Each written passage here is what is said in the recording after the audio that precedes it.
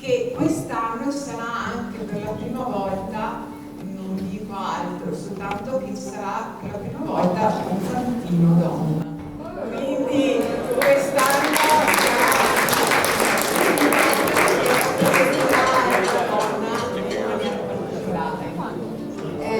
io volevo soltanto spiegarvi l'uso che si fa del passaporto, che ormai per fortuna è diventato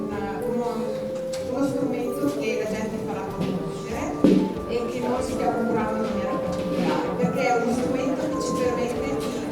di vedere tutte le opere che sono dislocate nei 10 comuni di Montagnanese, perché quando vengono vinte le opere, ogni comune le porta presso le proprie biblioteche, i propri comuni e vengono esposte. Così noi attraverso il passaporto abbiamo la possibilità di vedere dove sono, di conoscere gli orari di visita e di poter accedere e farsi fare un timbro per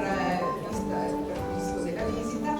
e quando sarà completato il giro si potrà entrare gratuitamente a vedere il palio il giorno, la domenica della corsa, quindi in sala austriaca dove c'è la mostra. Ora io